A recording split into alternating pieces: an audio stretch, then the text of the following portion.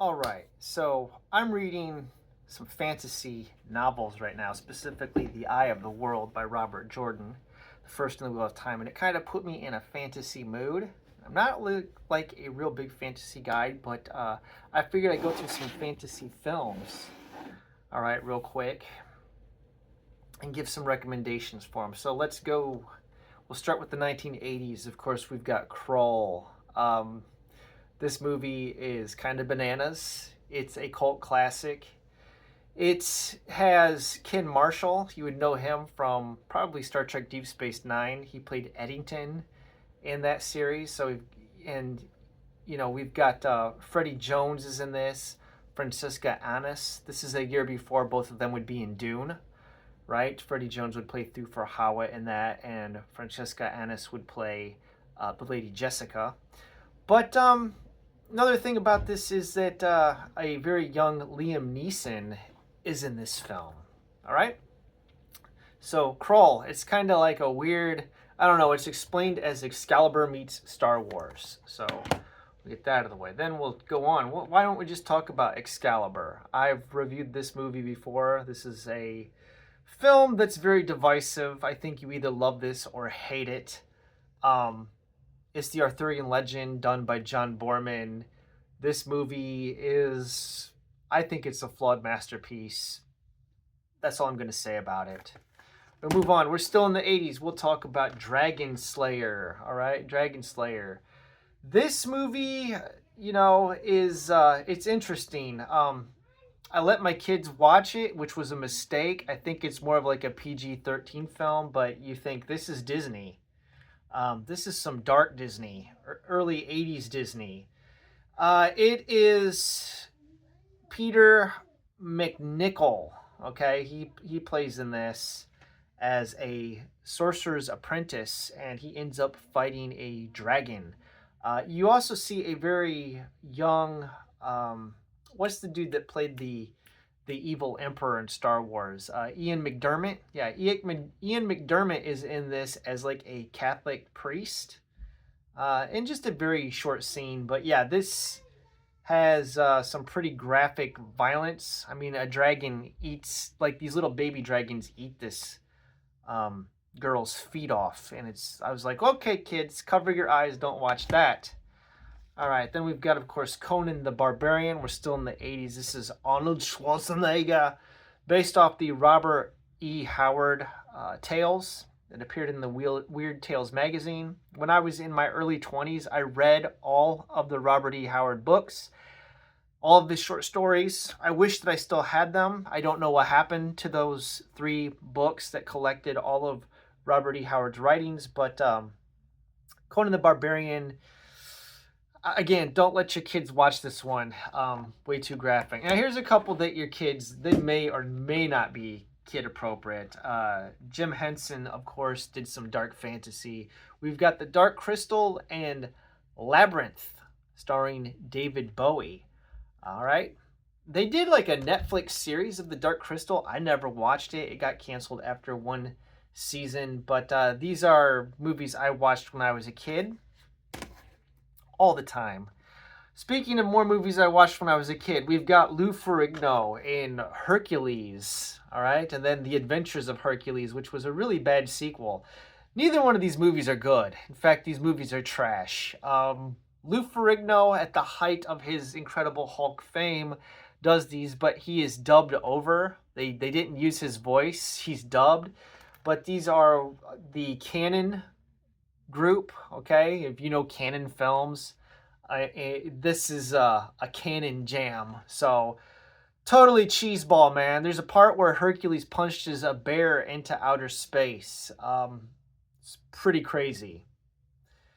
It's good for a laugh. This is one to watch Mystery Science Theater style. All right.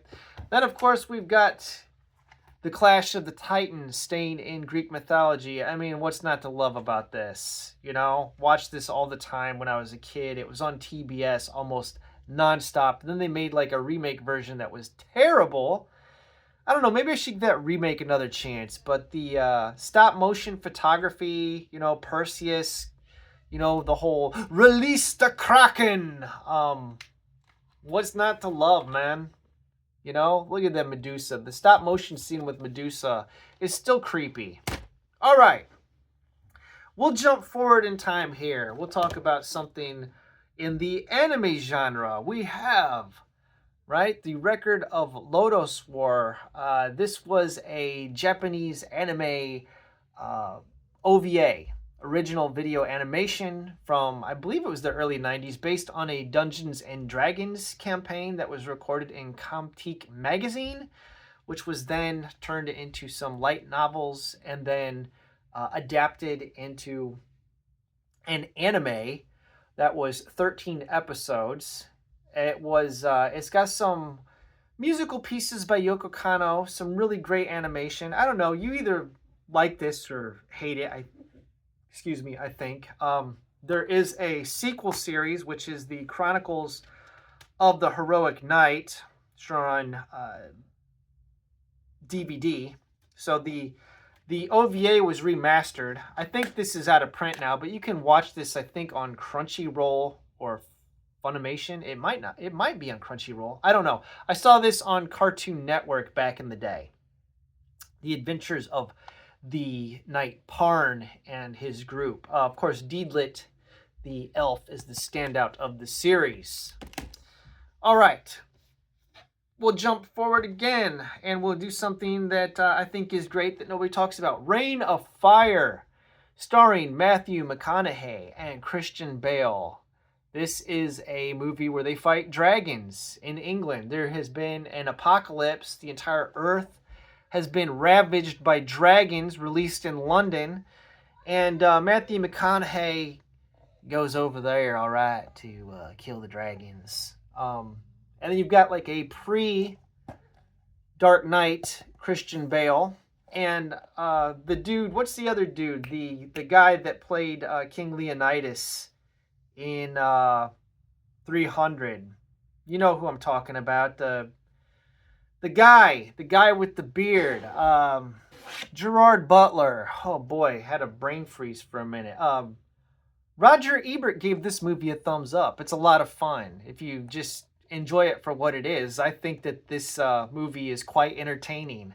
It's pretty darn great. You get to see Matthew McConaughey, you know, with a bald head and tattoos, swinging a giant axe.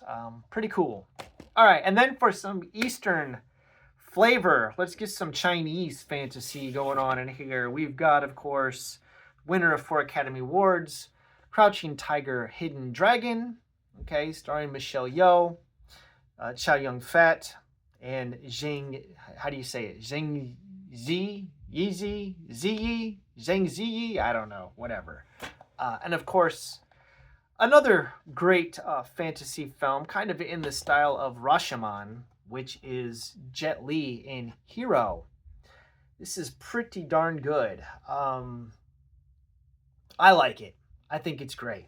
You know, again, Roger Ebert, if you're into Roger Ebert, gave it a thumbs up, gave it a positive review. So there you go. Just a real quick rundown of some fantasy. Have you seen any of these? Are you interested in watching them? Let me know what you think. These are some recommendations for all you fantasy readers out there, and all of you people that are fantasy watchers. Maybe you've seen some of these. Maybe you know some I haven't seen before. There's quite a few that I didn't put on this list. I got the Neverending Story downstairs somewhere.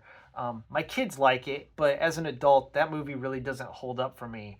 I was looking for it. I don't know where it's at. So, all right. Let me know. Thanks for watching. Have a wonderful day.